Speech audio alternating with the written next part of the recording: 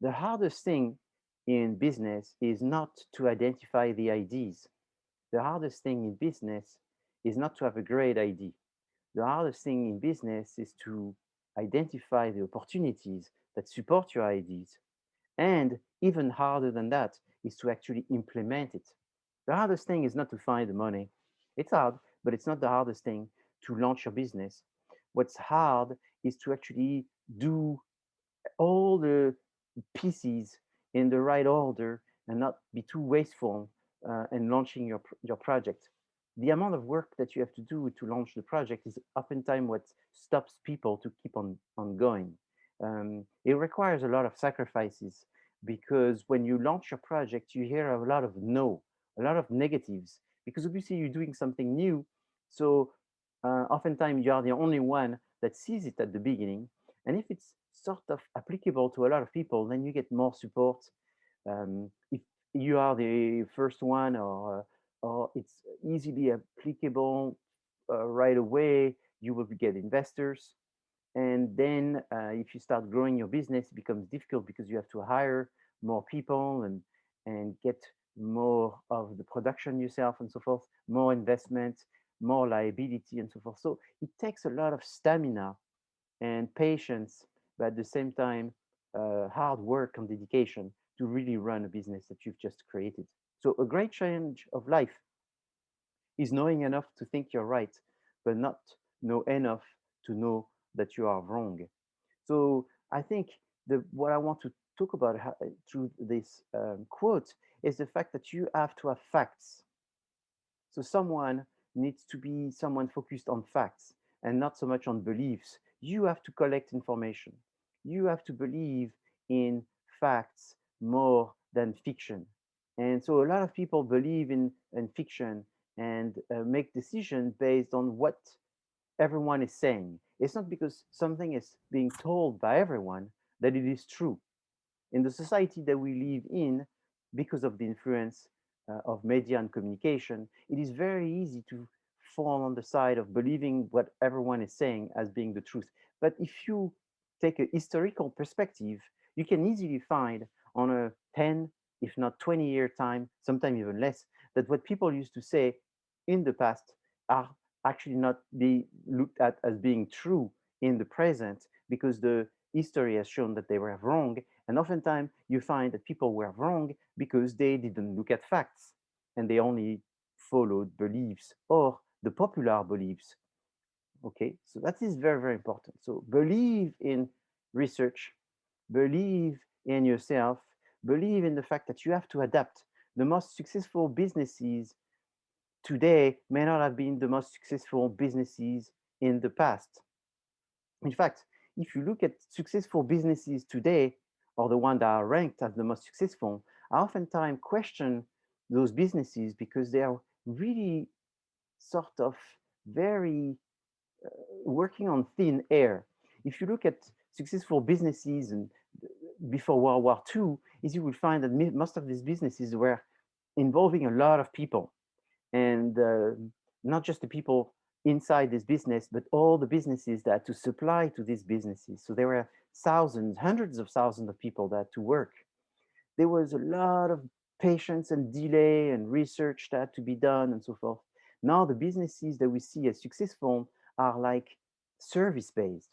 You know, they like a search engine. So a search engine is interesting, but when you think about it, that doesn't make a lot of people work as much than a factory will do. And it can change overnight. There could be another search engine coming, and things is very much a slippery slope. And so the society we live in don't have as much concrete references as the one people used to have in the past. Now everything is faster than it used to be. The cycles are shorter, and so therefore the requirement to adapt are even more necessary.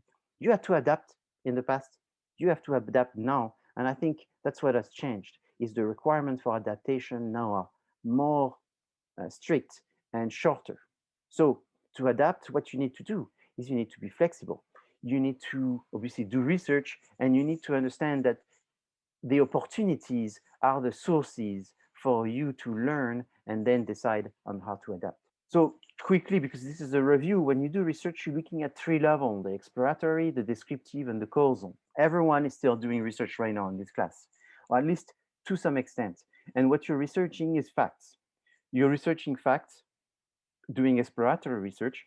In secondary data, data is already existing. You're researching facts in primary data.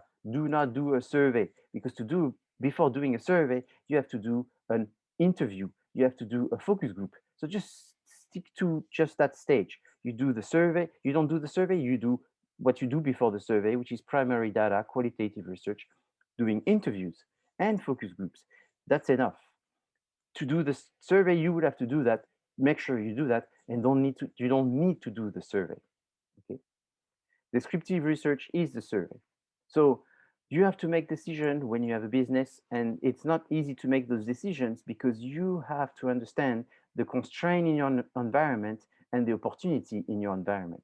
So I want to show you quickly a video from Marcus Lemonis, who is a famous TV celebrity, a very famous entrepreneur, does a very known program where he goes into businesses and he tries to fix them. It's very entertaining. I think it's pretty realistic. So as Marcus was saying, is to be a successful entrepreneur, you have to really listen. Listen to your environment. Listen for changes, listen for mistakes, listen for what are your competitors doing, listen to what the customer have to say, listen to anything that you could adapt. That is very, very important. You have competitors, you have consumers, you have the government, you have your environment. What is your environment made of? This is the idea that you want to identify some changes, you want to identify some opportunity to make some improvements. You want to make improvements because eventually you want to change your strategies. So when you're looking for opportunities, there are several quality within opportunities that you want to look at. But the first one is you want to make sure that they are strategic opportunities and not so much tactical opportunities.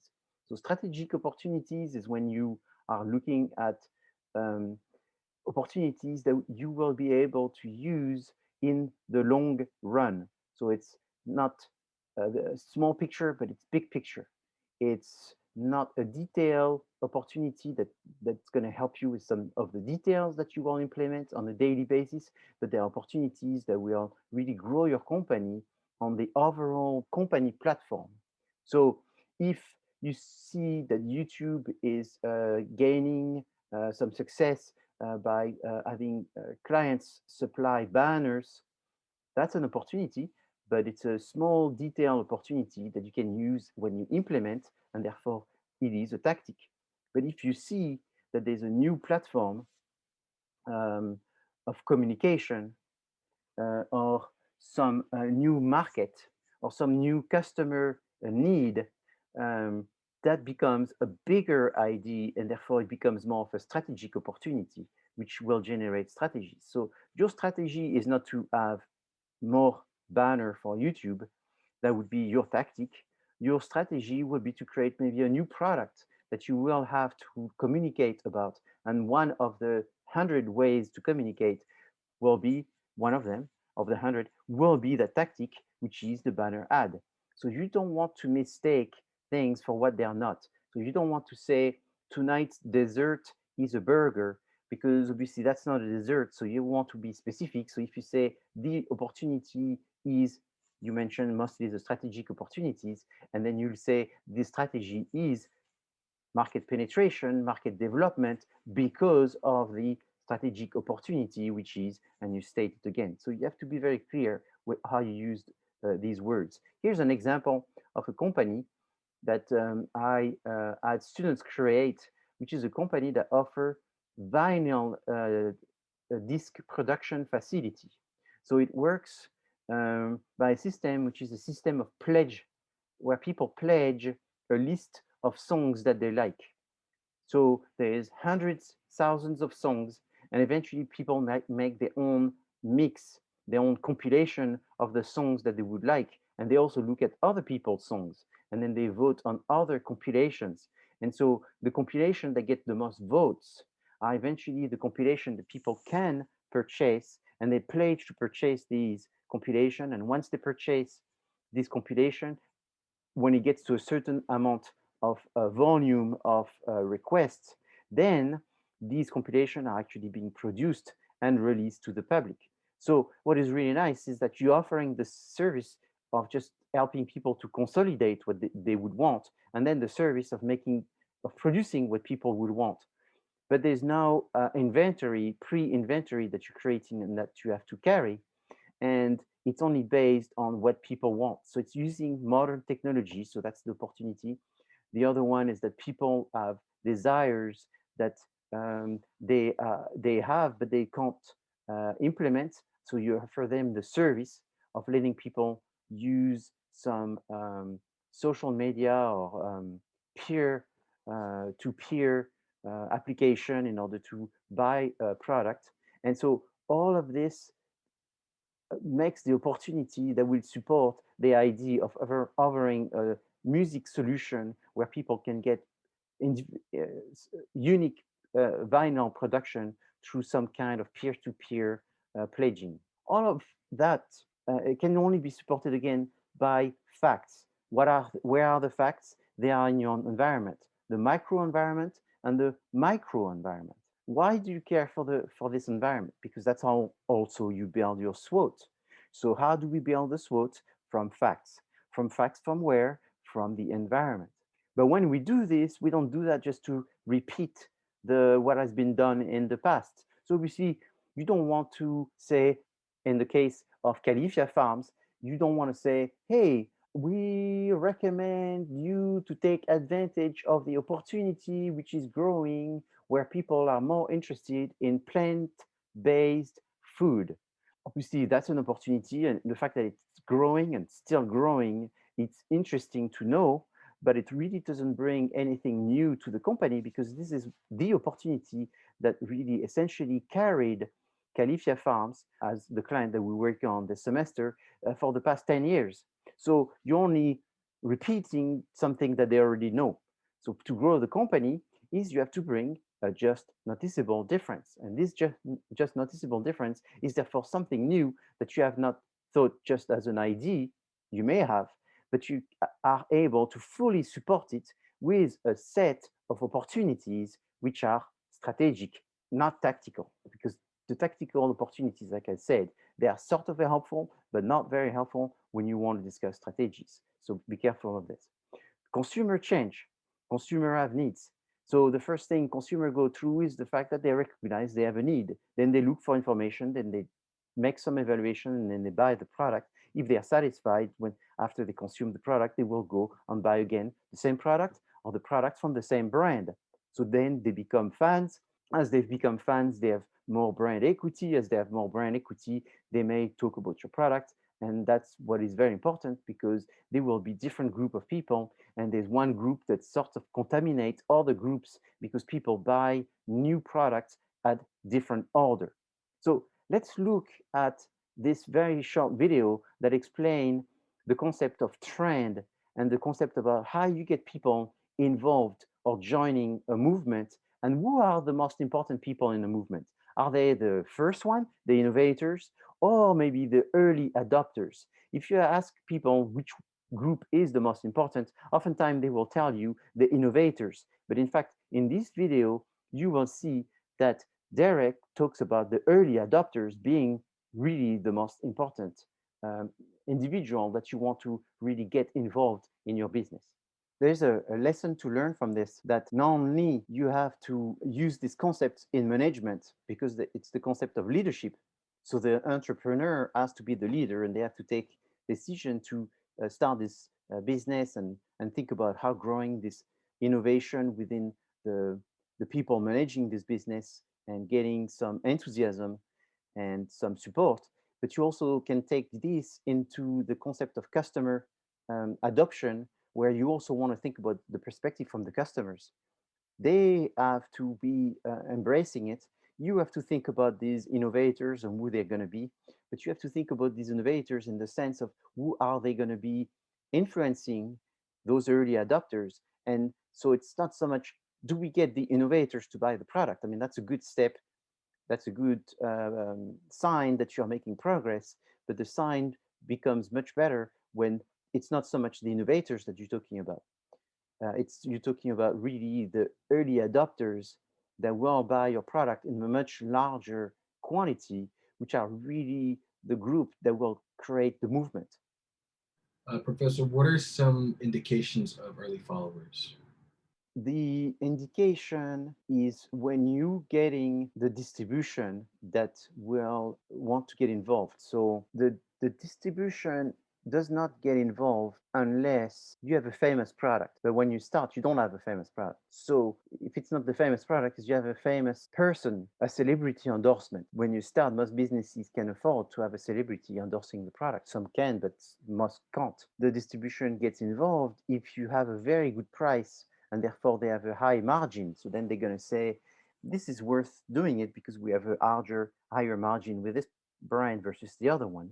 So why not? But they don't get involved very much because they're only going to get involved because they know the innovators are people that quickly understand innovations and they seek innovations. And sometimes they buy just based on the fact that it's new. So they want to have what is new. And so this group oftentimes um, gets gets circled, gets reached pretty fast, and it dies also pretty fast because they are a small group. So then, if you don't succeed within a certain time period, that means that you've only been selling the product to the innovators, either just the innovators or the people that were supposed to buy the product as the early adopters did not understand what the product was about. The innovators didn't do their job in transmitting it to them, or um, you didn't, um, or you had a product that was just too innovation based, but it didn't have the functionality to be more embraced by a wider target. So once you sell the product and you don't have the celebrity, you don't have all the brand and all of these things, and then the distribution keeps selling your product after the introduction phase, that means that usually you see that they're because the distribution is not going to carry your product if they don't see that they have purchased from the customers. So for the most part, businesses don't sell direct, or if they do, that's a smaller quantity. And therefore, the distribution network is usually the one that finds out about it before. Obviously, this is true for a product that is a tangible good. If you're offering a service, you would have the opportunity to see it probably much faster because you have to offer that. So the early adopters is um, is going to be just this increased sales that you're going to see, maybe first hand or second hand through your distribution, and it's going to be the involvement. It's going to be the in the communication that you have to do when your popularity is growing. Um, it's going to be a group of customers that are not as knowledgeable about the product. They are not as willing to spend as much on the product as much as the innovators. So these are all the signs when people are starting to ask for lower prices. You have more quantity being requested. That means you're out of this introduction to the innovators. Connected to this is therefore the concept of product life cycle. And therefore, since you know that you want your product to go from the innovators to the early adopters to the majority, you know that this process of diffusion of the innovation is also timing the end, the sort of the decline of your product. You cannot stay dormant and ignore the fact that your product at one time is not going to be desirable anymore. So in anticipation of that, you have to create new product constantly. So the idea is that your company sales keeps going up, not because you're selling more product, because you're selling more product, but eventually that will die down if you don't have a replacement of your products as you go along in order to sustain the growth. So this is a slide that you've seen before, where you have a product one, product two, product three. Some may be launched at the same time.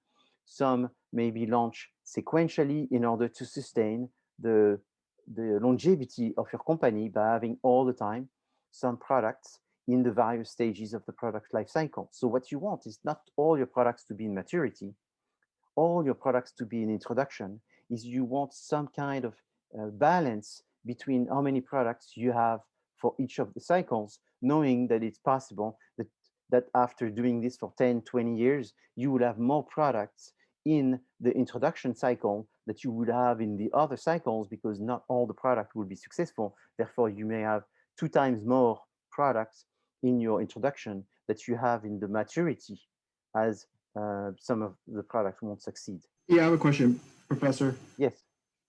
In terms of Califia Farms, when they launched their hemp-based milk, they they launched it very fast in terms of the time when marijuana became very popular. So, was there a process that they went through before they decided to go into that decision, or were they thinking about getting ahead of the market before everyone else did? Well, my perception is that there was a time, and I can tell you this is so amazing being a professor, a business professor, and doing the type of project that I do, because none of my projects are case study or things that are still interesting, but they are all projects that people have to complete based on today and tomorrow evolution. So therefore, I get to hear, I live very much the moment doing all of this work with the students. And so there was a time, it didn't last very long. It was irritating to me, um, but it's true for every subject, where the constant solution is the same thing. I mean, there was a time, that was like 2002, 2003, where the students would write the name Paris Hilton in every one of the project. It's like, you want to sell this, you need Paris Hilton. You want to sell that, you need Paris Hilton. And there was not a single project where people didn't put that, and that was wrong. The strategy is to have Paris Hilton endorse the product. You may be laughing, you may be thinking I'm making it up, but there was a time that was almost students' single and first answer was, you have to have Paris Hilton to do this. I'm glad it's changed. Nothing against Paris Hilton, but it couldn't be everything was solved if you had Paris Hilton on your side. And there was a time it was about cannabis. I mean, for example, I remember in the liquor industry, is everyone was asking me, oh, why don't you do some cognac or some brandy with some cannabis? I don't know, infused with cannabis, or do something with cannabis, or the packaging is made with cannabis, hemp, and all of that. And I found it's very annoying, as if this was the solve every problem, is you have to have cannabis in somewhere in your business, and your business will grow, and it will be a miracle, and you'll be rich overnight. So there was a huge pressure all around in business for everything. And so it's still growing, but it's not the number one thing, right? And so because of that pressure, I'm sure they were in a situation where they probably thought, if we don't do it, someone else is going to do it. If someone else is doing it and they get all the glory from it, then we were not smart not to do it. So let's do it quick, and let's see, because time is the essence. Maybe the first one will be served more, and maybe it's going to die down fast. We don't know. So let's do it, and then we'll adjust as we go. So sometimes you have to do that. You know, I'm not recommending to do this, and I'm not recommending to do this very often. That's for sure. Probably better never to do it. But if you are in a situation where it seems to be something that you have to, you just do it, and you just cross your fingers. And um, I don't know that is working well, because it's a little gimmicky for some products. Um, and so I know people went into fashion as well, clothing with AMP and all of this, and probably resonated well with some group of people. But for the most part, I believe it's a gimmick because it's just the use of a name, and then it becomes, if it doesn't add any benefits to the product, people are going to try it as an innovation, and the people that are very supportive of the movement behind cannabis are going to buy the product because they're very supportive of anything to do with that subject. But at the end of the day, they try it once and they may never become one of the consideration product that they're going to buy regularly and constantly, because it doesn't really add anything by being just hemp, right? So you have to be very careful. But if you're the first one, nobody does it, and you do it for a while and you make a lot of money and then it slows down on whatever, it's therefore a product that was sort of like a gadget. There's a lot of gadgets like that. And when, I don't know if you remember, when you were a kid, there was all kinds of gadgets. I remember that was maybe 5 years ago. My son had to have a little bearing things that you would put on your finger and you will just make it twist and run. And everybody had to have that thing. And I remember we went to a store and we tried to buy one, and there was none for sale because, I mean, people were standing in the morning before the store opened to buy those things. So we all go through cycles of interest, and sometimes it's irrational. And so I think if the product is just an emotional thing, but there's no rationale behind it, it's going to be a gimmick and it's going to be a bust, which may be very successful for a short time. And you may consider just a short time as a good opportunity to still make money. But you can't have expectations that this is going to stay. What do you think?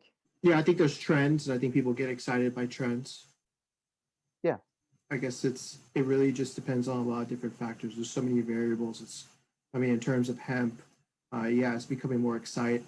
People are getting more enthusiastic about it, but it really depends on a lot of things: policies, production. So I guess time will tell. Yes. And also, it's I know that because I've seen it in every report, there's some threats and there's some even weaknesses in Califia Farms, and the fact that they had some issues and they have some lawsuits and all of this. Um, it's very difficult, if not impossible, to have a successful business that eventually doesn't get into a lawsuit, because there could even be misinterpretation. And having had businesses that went through lawsuits, I can tell you also that there are people that take advantages of businesses in order to make some money. You're not even doing anything wrong, but you have insurances, and people are, have lawyers that will actually go after something that is frivolous, but it doesn't matter because it costs so much money. Businesses oftentimes end up in a position where they sort of pay in order to be left alone. And so not everyone has good morals, and so that happens. And the other thing as well is it is possible also to have a business where you do something and you do many things, that so many things that you do, it's statistically impossible, the more things that you do, that there's not one thing that you do as a small mistake. So I mean, I was thinking about I'm thinking about um, uh, Prince Philip, the prince that passed away a week ago from England. I mean, he's been on TV for the past 75 years. Can you imagine someone that goes on TV every day for 75 years? It's possible because of the quantity, that within the 75 years, there's a word, a sentence that you may have said that was stupid. For someone that goes once in their life on TV has less likelihood of saying something stupid than someone that goes every day of their life for 75 years. So it's the same thing. It's not very honest, and to imagine that a company could take some chances, take some risks, try new things, and in the process not make some mistakes. The difference is the company that constantly do it and have actually been doing some number of things consciously, knowing that it's bad, but they still keep doing it. That is very different. What I'm saying is that the more you do, the more mistake you can make, but you have to sort of look at all the good things that they did. So why am I saying that? Because when you look at a business that has to do with plant-based, the plant-based situation starts with a very good intention. Plant-based is better than animal-based. If you say this enough times to enough people, the right people and so forth, I think there could be a point where everybody believes this is true, and then they believe maybe even that's the only truth, that what's plant-based is better than animal-based. But then it is possible that there is a middle ground where there's some things that are better animal-based and maybe some other things that are plant-based. But when you're a company, I'm not saying Califia, any company that only does animal-based, you don't really support plant-based. And if you do plant-based, you obviously don't really support animal-based. And that makes sense. Therefore, you're going to try to do all these plant-based things and constantly look for advantages in the fact that you're doing plant-based things. But there may be some situation by doing plant-based that it's actually, if the purpose is to decrease pollution, for example, or waste, that it's in fact more polluting or more wasteful, and it's being plant-based. But that doesn't mean that because it's plant-based that it's 100% of the time much better. But we live in a society where things tend to be very polarized. And so I, as a business person, and you are business people, I think you have to be very aware of this. So could everything on one side be right all the time? I think it's not possible.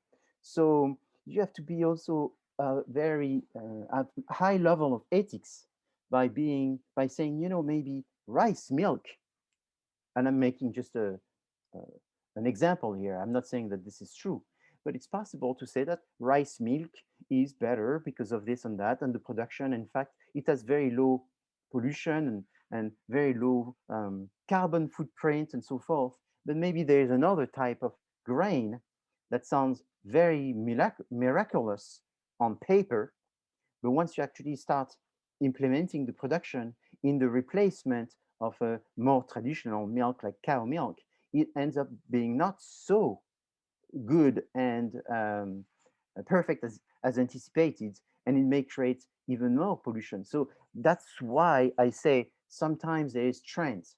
One day the trend is hemp milk, one day the trend is cashew milk, one day the trend. So those trends, one could take advantage of it and saying, I'm good, I'm doing plant-based milk, and therefore everybody has to say hallelujah because the popularity is plant-based milk, irrelevant of the plant, because people don't look at facts. They just hear the slogan, they jump to conclusion. But the reality is it's possible that not every plant-based product has the same amount of benefits for the person drinking it and for the society that it's supposed to preserve. Are you suggesting that Califia Farm changes its logic for the purpose of expanding their business? What I'm suggesting is if you pro electric, it's possible that everything electric is not a solution. If you pro gas, it is possible that gas is not perfect for every application. Maybe there is a world where gas is better for this application, but electric is better for that application. So that's not Califia Farm, that's just energy, for example. When it comes to food, maybe there's the same thing. Is if someone eats all animal food, maybe they're creating more damage than good.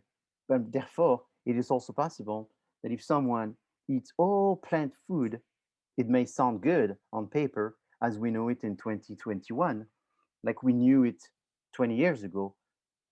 But at the end, there is implication in the decision that you make as a business, being electricity, being plant-based food. So what I was trying to say is when you create products, you have to have this vision, you have to look at your market, you have to think about the growth of your business in the next year because you don't want to be just thinking about what are we going to do in 20 years. You also need to think about what are we doing today. You can't be just someone who is very theoretical and making forecasts in the long term. You have to do things for today. But you can't be someone that just does things for today. You have to see the implication of what you're trying to do. And so if you decide to go for AMP, because that's what we were talking about, AMP, let's say, I don't know all the details of all this, but let's say AMP is very trendy today. So you say, you know what, should we go for the trend?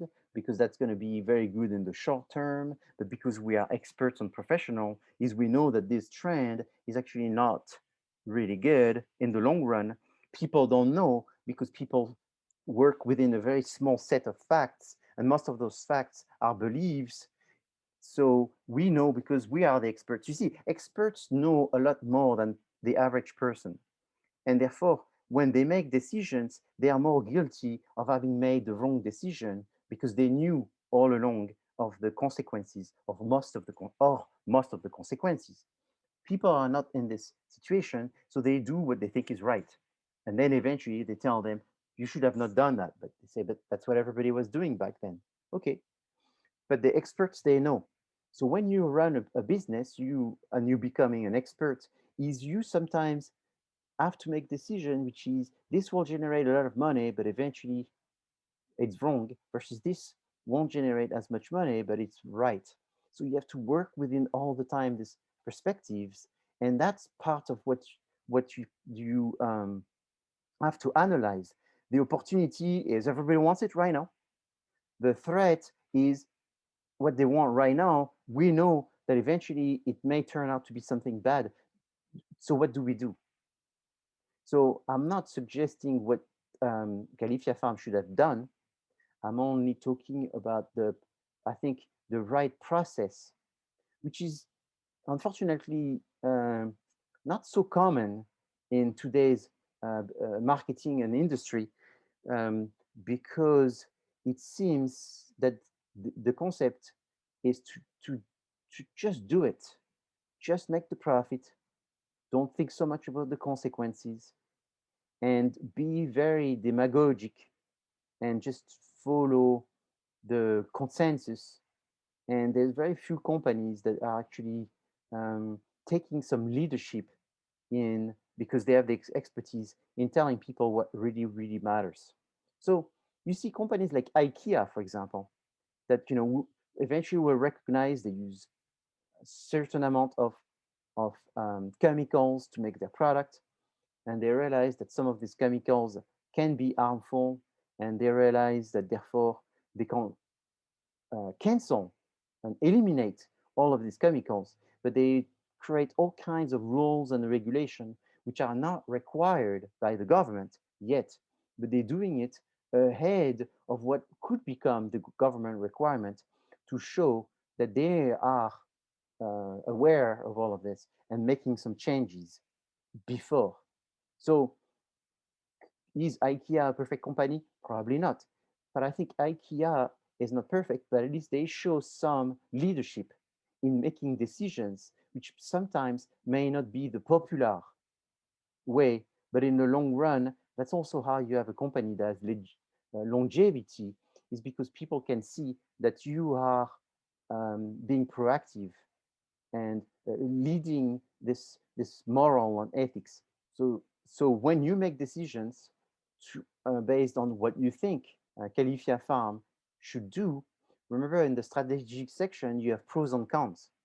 So it is possible that you can take into account what I just discussed, these issues having to do with ethics, and that could be a con for one of the strategy, where you'll say, even though it sounds good, that's what the consumer wants, based on some of the threats, based on the changes of regulation and what we anticipate from some existing data, the consumer sentiment may be changing on this, on this, on that, on that.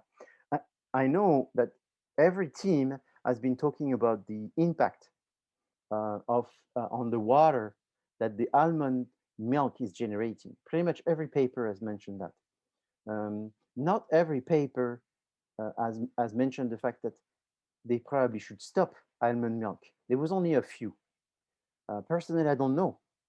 I don't know enough if they should do more, if they should change, if they should stop, if there's some even production opportunity, new technology opportunity for production, or to recycle or do these things. I just know that there's always some kind of solution to a problem, and the requirement for adaptation. So what I'm looking for is for you to bring those discussion on how you think they should adapt. As you're developing this new product, you have to think about all of the stages and what you need to do in all the stages. You have to think about your portfolio and how your portfolio fit inside your industry based on the various products. So if you're an entrepreneur, you don't have to do the BCG matrix, which is what we're looking at right now, because obviously you don't have a portfolio of existing products that have existed for a while. If you're an entrepreneur who has a startup, I mean, not an entrepreneur who's entrepreneurial in your company, you don't have the possibility to do a BCG. If you are entrepreneurial, which means that you work in a company that may have existed for 100 years, is you are therefore required to create something new and to think outside of the box. And before you create something new, or while you create something new, you look at what you have already that exists and how what is your market share and what's the growth for each one of your products. An entrepreneur is not someone that worries so much about what the competitors are doing, because they have their own direction, they have their own customers, they have their own way of solving problems and all that. However, you cannot be someone who is not concerned by the competitors, because if you do this, you may be just reinventing the wheel or misalign with what the consumer wants, because the consumer may be already satisfied by the competitors, and you may be giving them something that is the same or maybe inferior. You want to make sure that you know what the consumer wants and what they are getting from the competitors, and your just noticeable difference is going to be based on what are they getting, what the competitors are offering, what you are giving your customers, and how you've adapted and what you've changed. So benchmarking is the concept of looking at what your competitors are doing and what you can learn from them and do better. So here's an example of presentation that I did for my company, and this was like 6 or 7 years ago.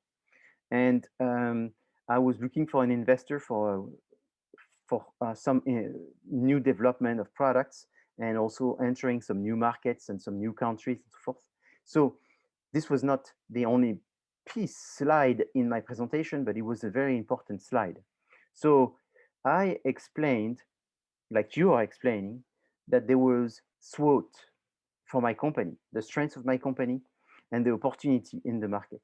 So I made it as a circle, and I put also my competitors, so that way you can see what my competitors are doing for each one of these opportunities. So in the spirit industry, I saw an opportunity for working on some kind of the packaging. So the first thing was use of innovation. So the packaging industry sometimes works directly with the producer. So it's a packaging developed by the producer and some packaging agency. But sometimes it's just companies that make packaging, and they have to be themselves innovative because they sell this product as a generic product to the entire industry. So opportunities is to look at creation within a company making packaging, and then be able to take advantage of a packaging as it comes out. The other industry was that was obviously very big, was the concept of craft spirits. So spirits made in a more traditional, authentic way. So the people were looking for more individualized products, more limited edition products. They were looking at the storytelling of the company producing it, and sort of the justification on why they're producing and how they were producing. The impact of the heritage. So a lot of opportunities came from the fact that people were interested in the history and how much legacy the brand of spirit had. So that opportunity can be taken by some company that have legacy, but cannot be taken as easily by company that have legacy. So legacy is important. That's an opportunity. Strength is you have no legacy, then you're going to have to sort of compensate for not having legacy. Strength is you have legacy, therefore you can use this legacy, and then you have to think about the how you present this legacy. Then there was a concept of farm to bottle. So farm to bottle is a concept that started with the people being more small business, family business, startups. And so the startups in technology, why not startups in the agriculture and the food and beverage? So the concept of who's making it, the individual, so pushing forward the owner in the communication and showing the family and the environment and all that. That's changing, and people are not looking for big business only for buying products, which has been the case during the pandemic. Problem with the pandemic is it has made people go back to the old habits of buying from big corporations. Then there was the concept of small batch. So the fact that people were looking for more limited edition with no replication. That was very new. And the spirit, it has been the opposite for the past 200 years, is reduction of small batch and increase of mass production. But starting in 2008, 9, 10, the small batch became popular again.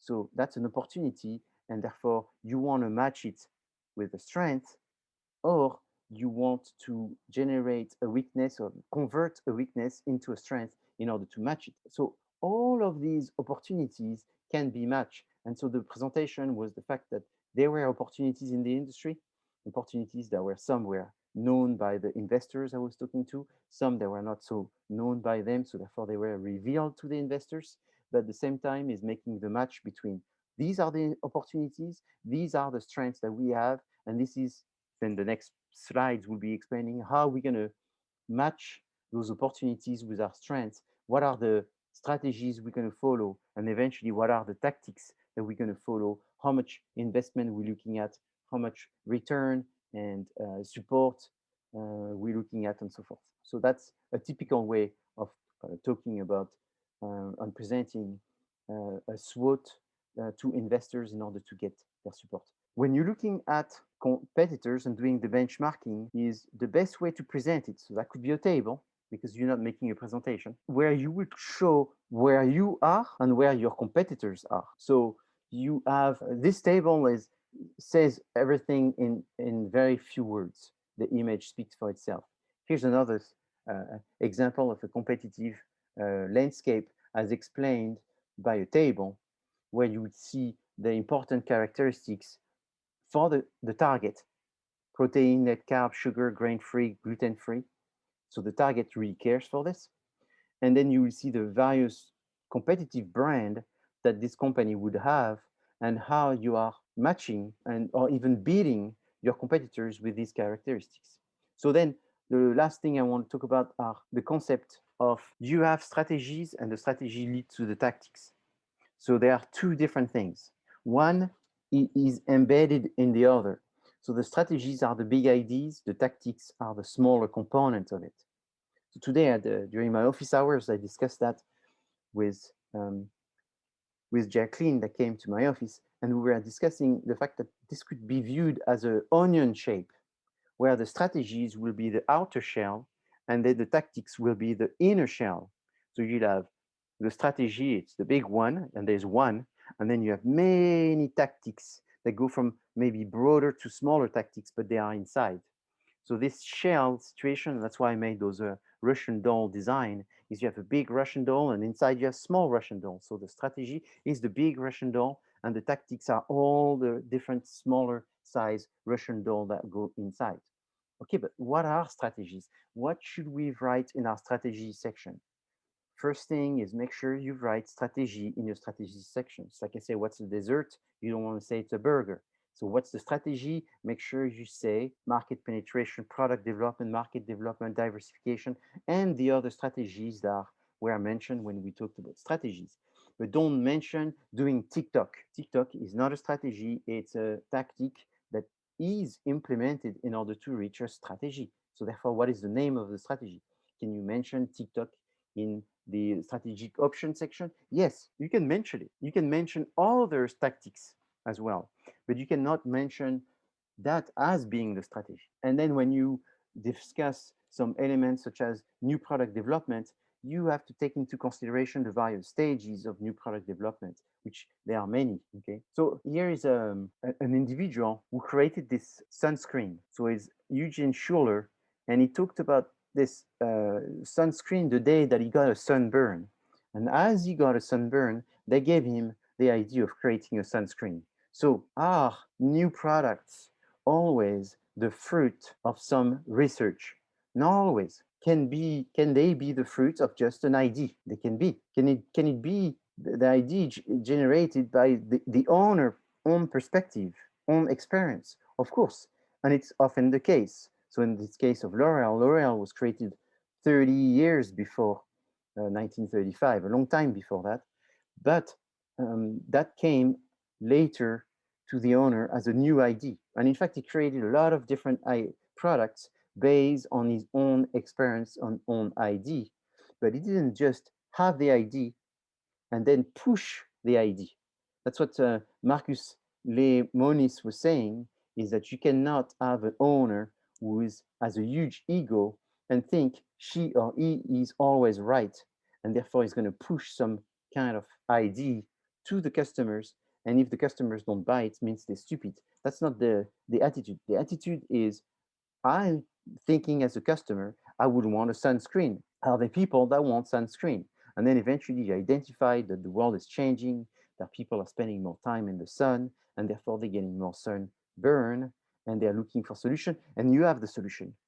And you're doing it the same way Vibhu Sinha told us in a previous video last Monday.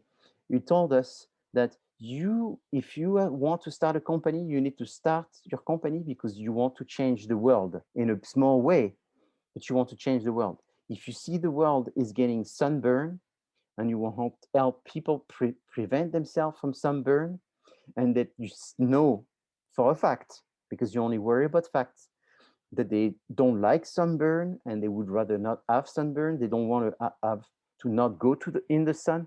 They want to keep going to the sun, but they want a solution in order to get the sunburn.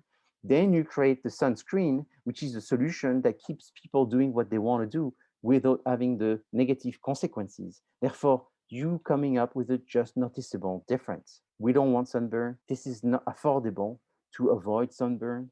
And then, I don't think there was a medical issue with sunburn back then when they discovered this. It was more of a convenience. And then the elements, the rationale behind the product.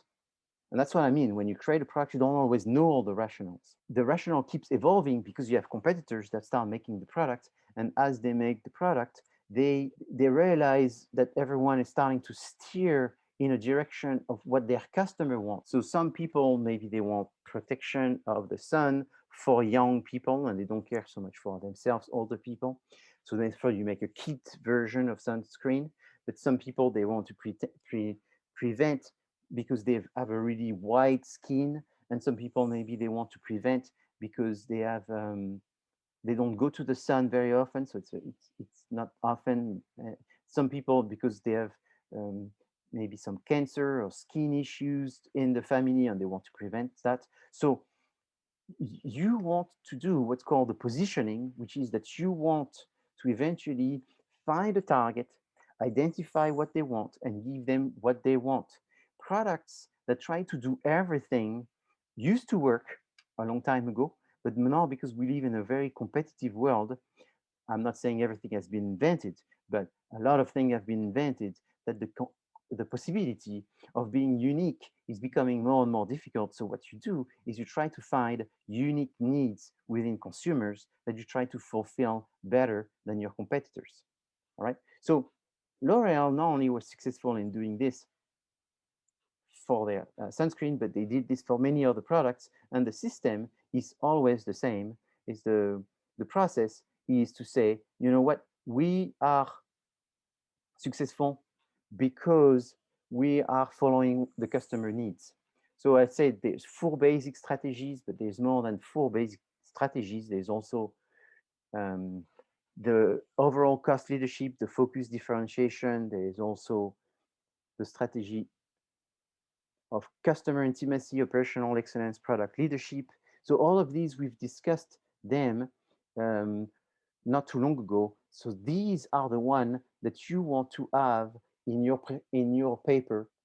And when you discuss the strategic alternatives or the option of strategies that you could have, it doesn't have to be one. It can be multiple. So you could have multiple options at once. So you could have, I don't know, market challenger and cost leadership. Sometimes they don't combine very well. So yeah, a cost leadership and market challenger could be, but it would make more sense if you were a market follower and cost leadership, because market challenger, having the lowest cost in those kind of situations, unless there's very few competitors in the market. Cost leadership puts you in a special box where your price has to be really, really low, and therefore you're not really challenging unless there's only one or two or three competitors. Is you really focusing on that? It's like diversification. You could not do diversification and new product development. That doesn't make any sense, because diversification already has new product development inside. So be very careful when you write things in marketing. Is you have to make sure that it makes sense, that it's not contradictory.